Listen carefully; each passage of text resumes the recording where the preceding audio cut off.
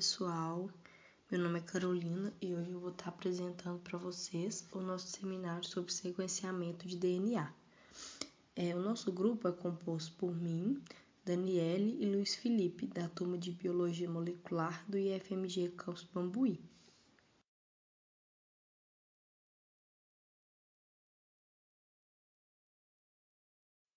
Bom, o sequenciamento de DNA é uma série de métodos de biologia molecular que tem como finalidade determinar a ordem das bases nitrogenadas, sendo essas bases adenina, guanina, citosina e timina, da molécula de DNA.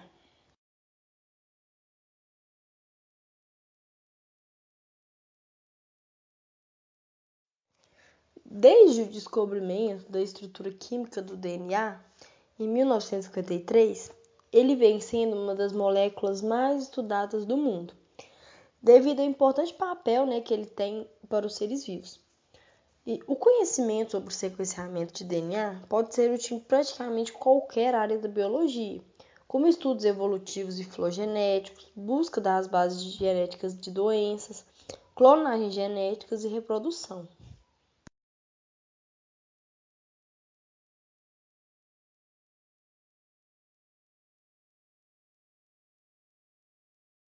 Desde que Watson e Crick desvendaram a estrutura tridimensional do DNA em 1953, muitos avanços aconteceram e contribuíram para a replicação do DNA e tradução dos ácidos nucleicos em proteínas.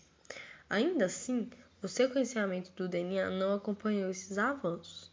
Apenas na década de 70, Fred Sanger e Walter Gilbert desenvolveram as tecnologias de sequenciamento de DNA. Assim, tornaram possível que a informação genética começasse a ser desvendada. Até então, a manipulação dos genes individuais ou de pequenos trechos de DNA parecia uma tarefa insuperável.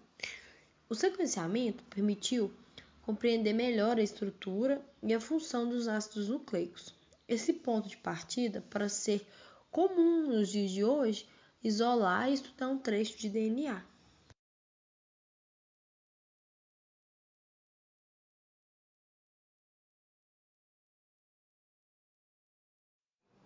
No ano de 1977, Sanger aperfeiçoou o método rápido de sequenciamento do DNA. E como nós sabemos, sempre que alguém faz uma descoberta científica, essa pessoa é homenageada. Então, este método ficou sendo conhecido como sequenciamento de Sanger. E isso abriu portas para a análise de estrutura do gene e sua organização. E também, no ano de 1980, ele ganhou um prêmio Nobel por ter feito essa descoberta. Este método também é chamado de método de desoxy ou método de determinação de cadeia. E esse sequenciamento de Sanger é até hoje um dos mais usados. Nesse procedimento, uma molécula de DNA, cuja sequência deve ser determinada, é convertida em fitas simples, que são utilizadas como molde para sintetizar fitas complementares. Cada uma dessas fitas termina aleatoriamente em um nucleotídeo específico diferente. A série resultante de fragmentos de DNA é separada por eletroforese e analisada para revelar a sequência do DNA. E ele se baseia no uso de uma enzima DNA polimerase para sintetizar cadeias de DNA de comprimentos variados.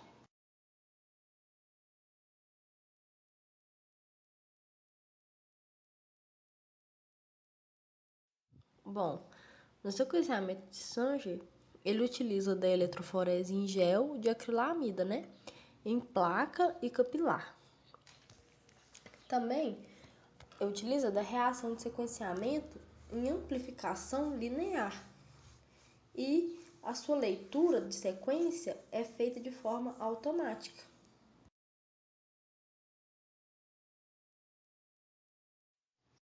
O método de terminação de cadeia é o outro nome dado ao sequenciamento de Sanger. Regiões de DNA com até 900 pares de bases de comprimento são geralmente sequenciados por esses métodos. No projeto muito famoso, o Genoma Humano, o método Sanger foi usado para determinar as sequências de muitos fragmentos, relativamente pequenos de DNA humano. Os fragmentos foram alinhados com base nas porções de sobreposições, compondo sequências de regiões mais longas de DNA e geralmente, eventualmente, os cromossomos inteiros. Embora os genomas sejam agora mais sequenciados usando outros métodos mais rápidos e baratos, o método Sanger ainda é amplamente usado para o sequenciamento de fragmentos individuais de DNA, como fragmentos usados na clonagem de DNA ou gerados pela reação em cadeia da polimerase, mais conhecido, como PCR.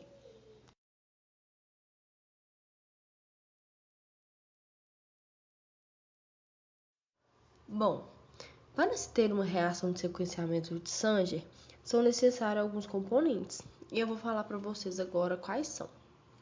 Primeiro, a gente precisa da molécula de DNA que se deseja conhecer a sequência, o DNA molde. Depois, a gente precisa de um primer, que é um pequeno fragmento do DNA de fita simples que se liga ao DNA molde e atua como iniciador para a polimerase. Uma enzima de DNA polimerase e os 4 nucleotídeos do DNA: adenina, timina, citosina e guanina. O DATP, o DTP, DCTP e o DGTP.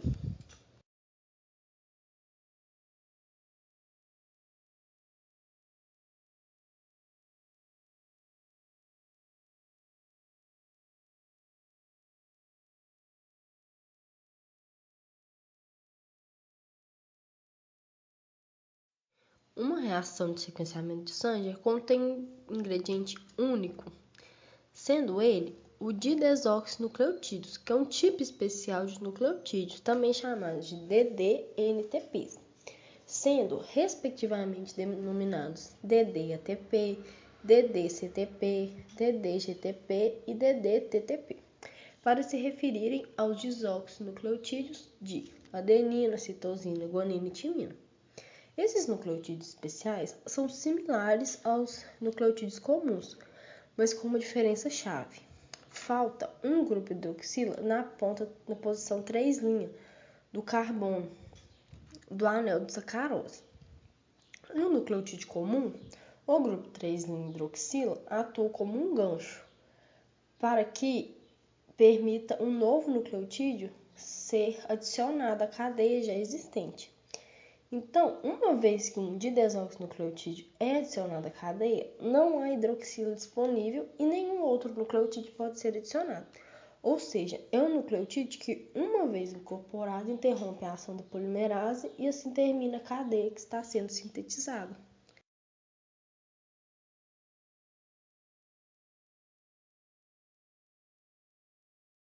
Bom, e nesse slide, estou mostrando a figura com os componentes necessários para a realização do sequenciamento, que é o que eu estava dizendo nos slides anteriores. O que nós temos? A fita de DNA que vai ser sequenciada, os primers, a polimerase, os DNTPs e os desoxinucleotídeos, que são os DDTTP, DDATP, DDCTP, DDGTP.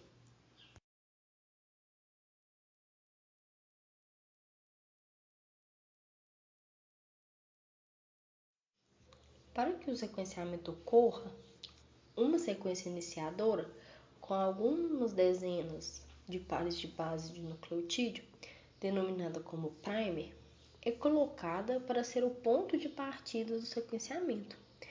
Durante essa reação, o primer se liga a uma região complementar na sequência do DNA-alvo, servindo como ponto de partida para a síntese de uma nova fita.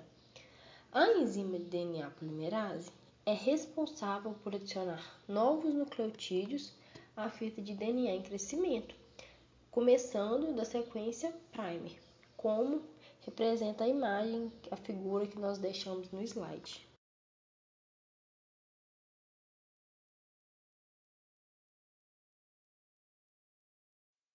Bom, antes de falar sobre a eletroforese em placa e a eletroforese capilar, eu vou falar um pouquinho sobre a eletroforese, que é um método de separação baseado na diferença de velocidade de migração de espécies carregadas em uma solução sob a influência de um campo elétrico. Ela é aplicada a vários problemas de separação de analitos difíceis, ânions e cátions inorgânicos, aminoácidos, drogas, vitaminas, carboidratos, entre outras muitas coisas. E tem a habilidade única de separar macromoléculas carregadas de interesse da indústria biotecnológica e de pesquisas em biologia e bioquímica. Agora vamos falar um pouco sobre a eletroforese em placa. A eletroforese em placa é um método clássico que foi usado por muitos anos para separar espécies complexas de alta massa muscular e de interesse bioquímico e biológico.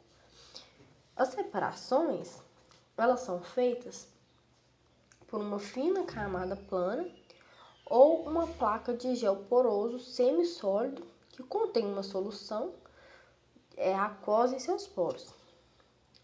As amostras são introduzidas como manchas ou faixas sobre a placa e tem um potencial de corrente contínua que é aplicado através da placa por um tempo certo. E, para finalizar, a eletroforese capilar. Ela faz separações com alta resolução e alta velocidade em volumes de amostras muito pequenos. E, na saída do capilar, as espécies separadas são eluídas, de modo que os detectores, como os de HPLC, podem ser usados em vez de ficar eficiente técnica de manchas da eletroforese na placa.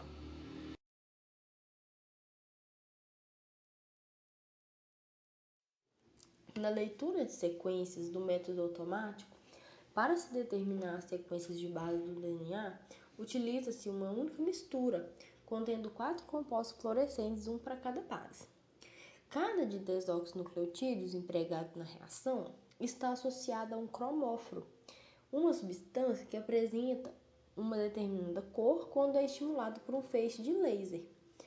A reação de polimerização produz uma mistura de produtos fluorescentes de vários tamanhos, que são separados por eletroforese.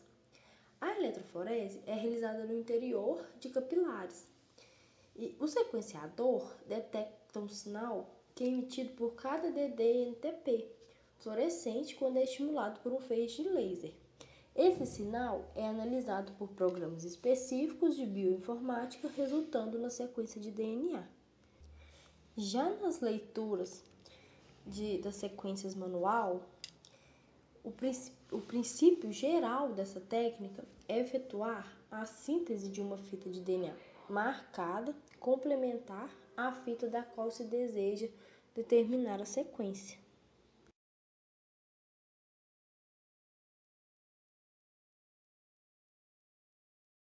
Então, como está mostrando na imagem disponível no slide, uma grande quantidade de cada um dos 4 nucleotídeos normais que a gente conhece, que é A, C, G e T, adenina, citosina, guanina e timina, são adicionados separadamente ao DNA a ser sequenciado, que é então dividido em 4 tubos de reação. Cada um desses tubos recebe uma pequena quantidade de didesoxinucleotídeos trifosfatos, DDNTPs, que são o DDATP, DDGTP, DDCTP ou o DDTTP. Como dito nos slides anteriores, os didesoxinucleotídeos diferenciam-se dos nucleotídeos comuns porque eles não têm a hidroxila no carbono 3'. Como esses didesoxinucleotídeos serão incorporados apenas ocasionalmente, cada reação produz um conjunto de cópias de DNA que terminam em diferentes pontos da sequência.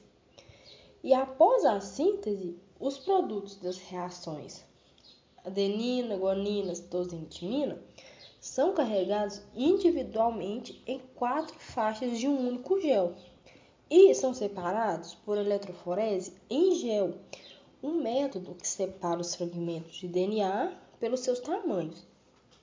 A sequência de DNA da fita recém-sintetizada pode ser determinada lendo as bandas em ordem, começando lá no fundo do gel, e aí, uma vez que cada cópia tem uma letra a mais que a última, pode-se classificar as cadeias de DNA por tamanho e usar as sequências das bandas para as leituras da fita.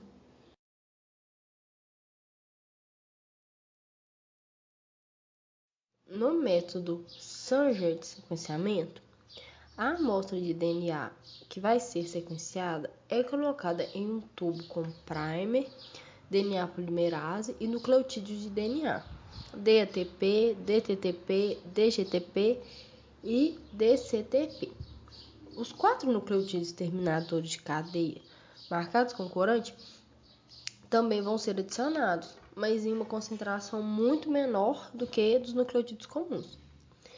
A mistura é primeiro aquecida para a desnaturação do DNA, a separação deles. Então, depois elas são resfriadas para que os primers se liguem ao molde de fita simples. E uma vez que o primer se ligou, a temperatura aumenta, permitindo que a DNA polimerase sintetize um novo DNA a partir do primer. A DNA polimerase vai continuar a adicionar nucleotídeos à cadeia até que aconteça a adição de um didesoxinucleotídeo, ao invés de um nucleotídeo normal. Nesse ponto, os nucleotídeos não podem mais ser adicionados e, portanto, a fita vai terminar em um didesoxinucleotídeo. Este processo é repetido em número de ciclos. Quando o ciclo se completa, é praticamente garantido que um didesoxinucleotídeo terá se incorporado em todas as posições do DNA alvo em pelo menos uma reação.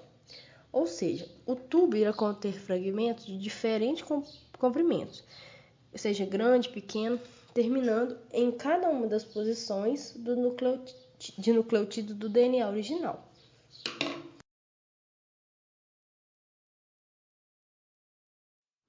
Bom, o método Sanger de sequenciamento promove sequências de alta qualidade para trechos relativamente longos e geralmente é usado para sequenciar peças individuais de DNA, como plasmídeos bacterianos ou DNA copiado em PCR.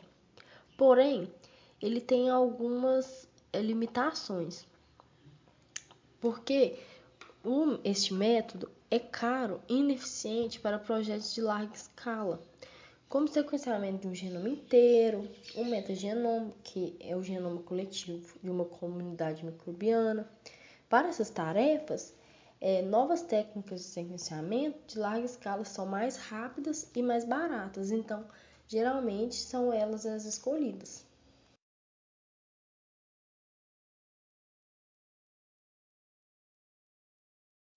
Então, a partir dessas limitações identificadas na técnica de Sanger, surge a necessidade de adoção de novas estratégias de sequenciamento que fossem mais rápidas, que demandassem um menor custo financeiro, tivessem uma maior acurácia, taxa de assertividade, maior capacidade de leitura do genoma e que atendessem às pesquisas no genoma humano.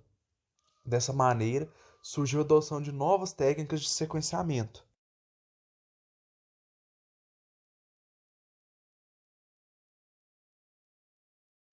E uma das novas técnicas que surgiram após a identificação da necessidade de novas ferramentas para o sequenciamento de DNA foi o sequenciamento de nova geração, ou NGS. O NGS é uma ferramenta que permite o sequenciamento do DNA em uma larga escala, que diferente do meio utilizado no método de Sanger, no NGS é possível analisar milhões de fragmentos de DNA simultaneamente, em um único teste, em um único procedimento, enquanto que na técnica de Sanger, o sequenciamento era feito de uma forma individual, tornando o processo mais lento, mais caro e demandava mais trabalho. E além disso, com o sequenciamento de nova geração, é possível sequenciar várias amostras em um único exame com uma alta precisão que não era tão alta no método utilizado na técnica de Sanger. Isso reduz os custos e torna o processo mais acessível. Essa técnica ela é bastante utilizada para identificação de doenças hereditárias. Após o sequenciamento do fragmento de DNA, ele é comparado com o banco de dados do projeto do genoma humano e assim é possível a identificação dessas doenças hereditárias ou de comparações que estão sendo buscadas nesse método utilizado.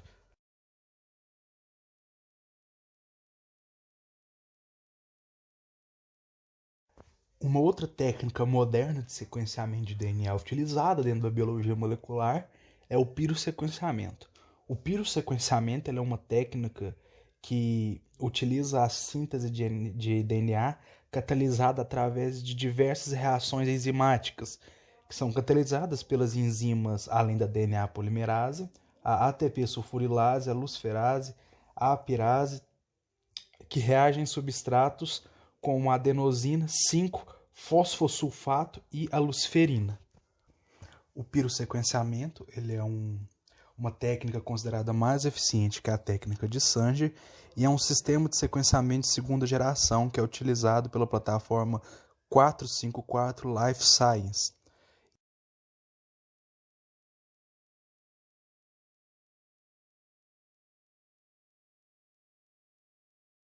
O pirossequenciamento ele se baseia nos seguintes passos. Primeiro, a amostra de DNA ela é fragmentada e ocorre uma ligação de sequências adaptadoras nas extremidades de cada fragmento de DNA. Nesse processo são utilizados dois adaptadores diferentes, um em cada extremidade da fita, um na ponta 5' e um na ponta 3'. Em seguida, ocorre o rompimento das fitas de DNA duplos em fitas de DNA simples. Ocorre a desnaturação da molécula de DNA.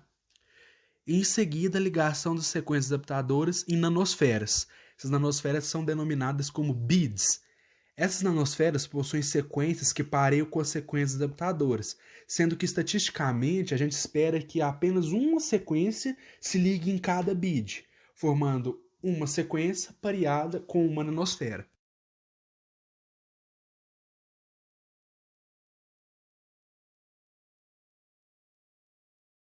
O próximo passo, após ocorrer a ligação do DNA às beads, é a amplificação desse conjunto. No caso do pirossequenciamento, essa amplificação ela é realizada dentro de uma solução oleosa emulsificada, denominada então uma PCR em emulsão.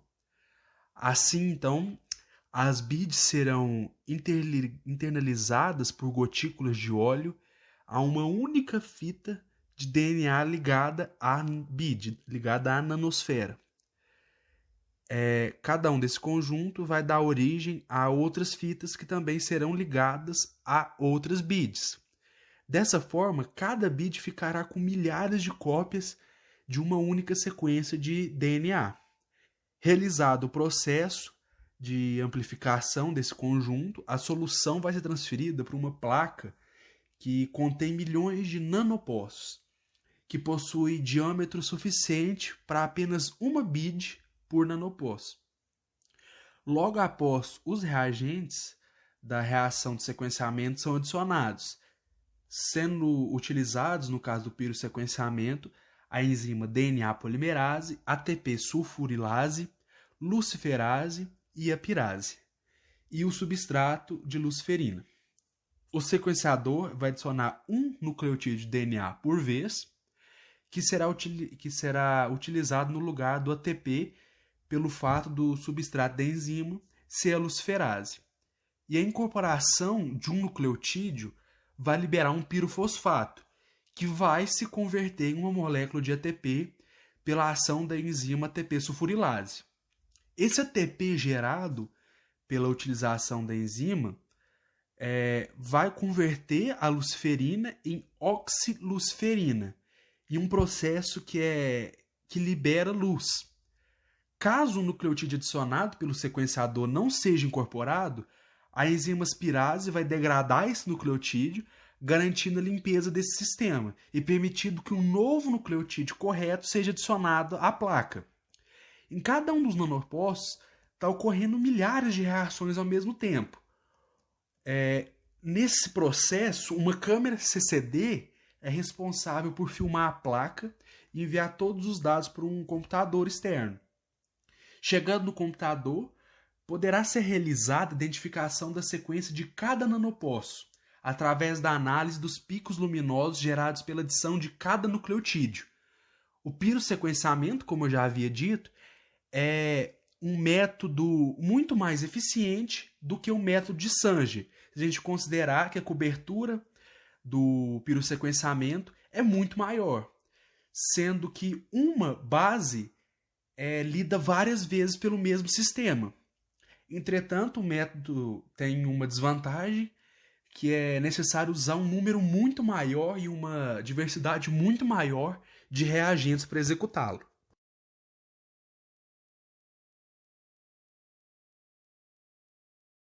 E as aplicações para essa técnica são inúmeras, desde identificação de bactéria, tipagem fúngica e viral, detecção de mutações na molécula de DNA, análise da metilação do DNA, sequências múltiplas podem ser criadas a partir de um mesmo procedimento, verificação de clones obtidos a partir de um mesmo DNA e também o sequenciamento do genoma humano.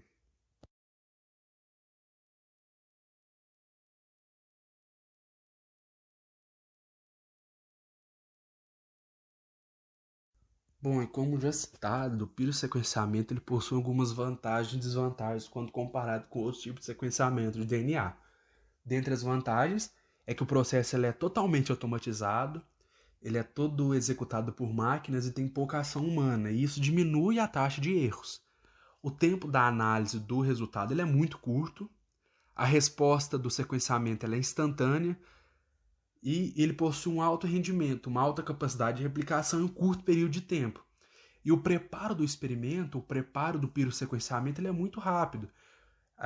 Se baseia apenas na parte da fragmentação do DNA, na edição dos primers, na adição das enzimas e dos substratos que serão utilizados no processo. E dentre as desvantagens, a primeira citada é obviamente o custo elevado do processo. Por ser todo automatizado, ele demanda um grande aporte financeiro em maquinário, em equipamentos e em materiais.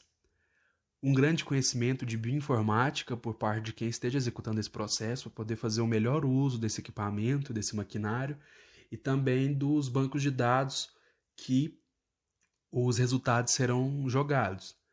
E também o pirossequenciamento ele possui uma taxa de erro considerada elevada, de 0,0098.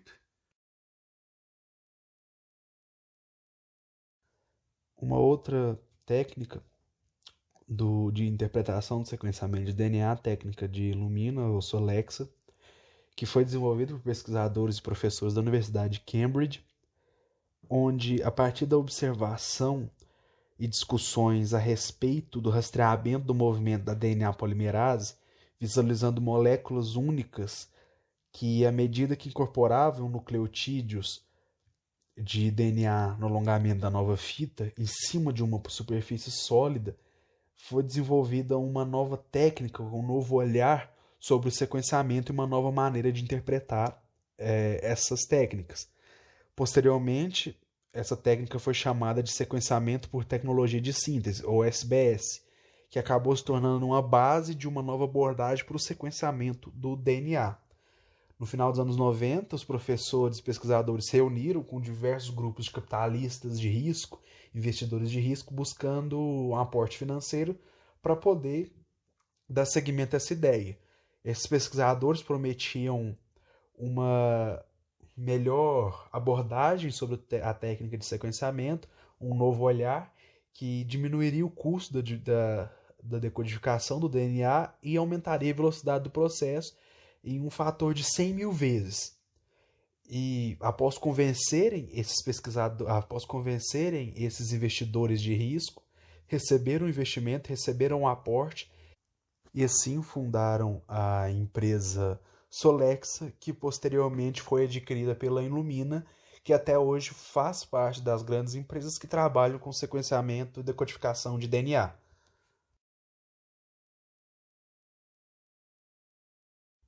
Uma outra técnica de sequenciamento de segunda geração é a Ion Torrent. O Ion Torrent ele é um processo muito semelhante ao pirossequenciamento. Ele vai utilizar microchips para detectar a incorporação dos novos nucleotídeos de DNA que serão adicionados na nova fita durante o alongamento. Esse chip ele vai medir uma diferença da concentração de íons H+, ou seja, ele vai medir a diferença uma alteração do pH do meio, que vai identificar que foi incorporado um novo nucleotídeo e assim fazer a leitura desse novo DNA. Essa nova técnica ela acompanha a evolução da informática e de novas tecnologias que podem ser utilizadas e foram utilizadas no processo de sequenciamento de DNA.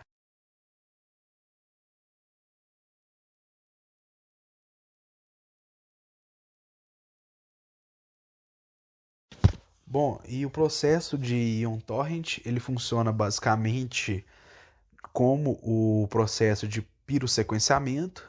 O procedimento ele se baseia na fragmentação do DNA e na adição de marcadores que vão se incorporar nas extremidades 5' e 3' da molécula de DNA. Cada fragmento vai se ligar a uma nanosfera de bead e os beads são posicionados em nanopósitos em uma matriz, onde vai ocorrer a replicação de cada fragmento de DNA, de cada fragmento que está incorporado à nanosfera. Esse bead ele é coberto pela solução e cada bead irá se posicionar dentro de um poço, assim como no processo de pirossequenciamento. Ocorre um banho de nucleotídeos de DNA e caso o nucleotídeo de DNA se ligue na molécula que está sendo alongada, vai ocorrer a liberação de um íon H+. E essa variação ácida da liberação do íon H+, vai ser detectada pelo nanochip do sistema. Bom, e a partir da técnica de Ion Torrent, a gente pode tirar as seguintes conclusões. Ela é uma técnica de análise muito rápida, o seu resultado sai em aproximadamente 2 horas. Ela tem uma elevada sensibilidade. Cada alteração de adição de novo nucleotídeo vai gerar uma alteração no pH que vai ser percebida pelo nanochip do sistema. E ela é ideal para o sequenciamento de fragmentos menores de DNA, de DNAs pequenos a médios. Ela possui um baixo custo, o que não era percebido durante a técnica de pirossequenciamento devido à grande demanda de materiais e enzimas a serem adicionados no processo. Se localiza prontamente em sítios muito específicos do DNA, o que permite uma análise de pontos muito específicos do DNA, e ela é altamente recomendada para avaliação de fragmentos específicos, devido a essa localização em sítios muito únicos da molécula de DNA.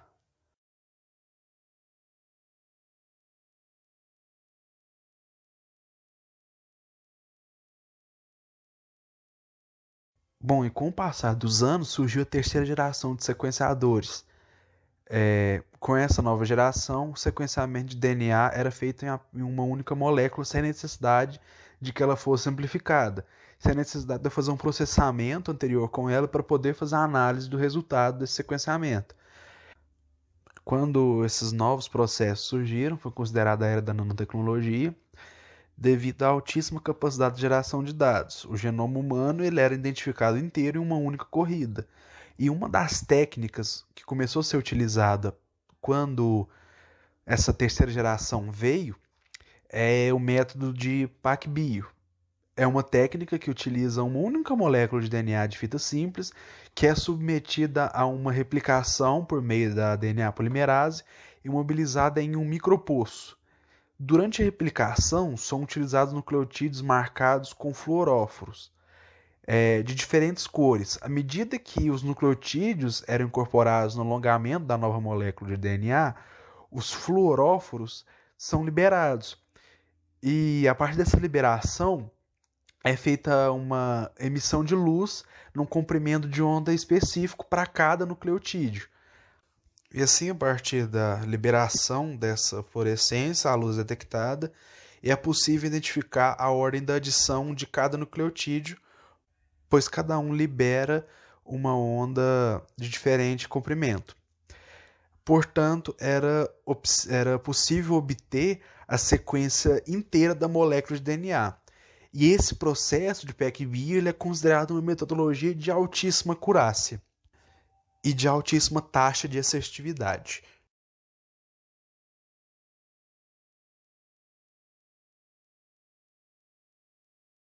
Outra técnica de terceira geração é a janela de observação em nanoescala, ou ZMW.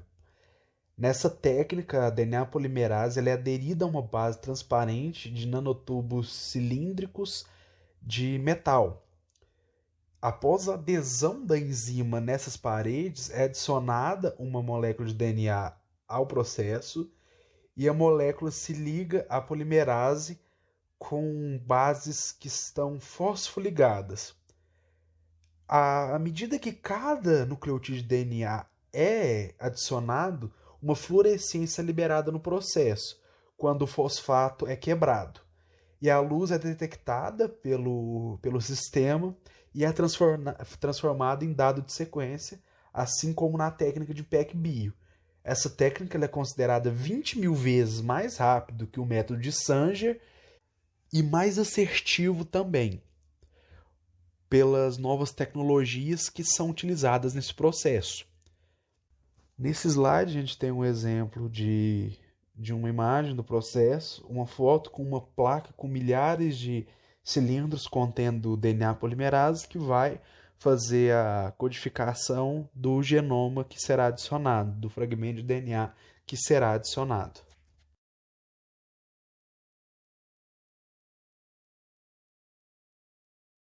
Bom, e que conclusão a gente pode tirar a partir desses métodos de sequenciamento? Para a biologia molecular, o sequenciamento ele é utilizado no estudo de genes e quais proteínas que são codificadas a partir desses genes. Então, eu vou ter uma compreensão da sequência de pares de bases que serão adicionados em uma fita de DNA que posteriormente serão transcritos e traduzidos em uma proteína.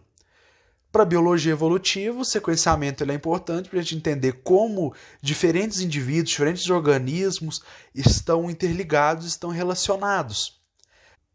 Para a medicina, a aplicação do sequenciamento ela é útil para a gente saber quais possíveis doenças genéticas que podem ser suscetíveis naquele paciente, quais doenças ele pode desenvolver a partir do seu código genético, a partir da interpretação do seu DNA.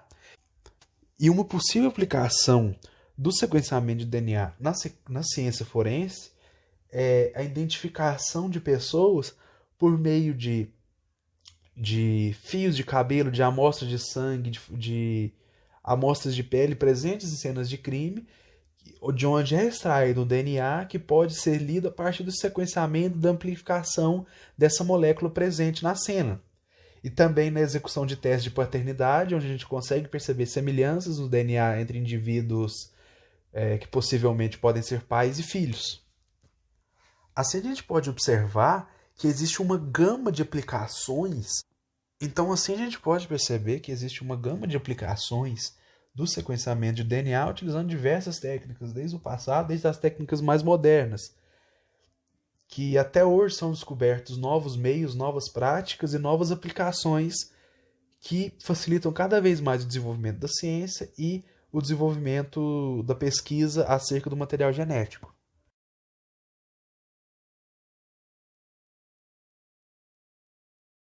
Então fica aqui o nosso obrigado pela atenção de vocês e qualquer dúvida a gente está disponível para respondê-las. Muito obrigado.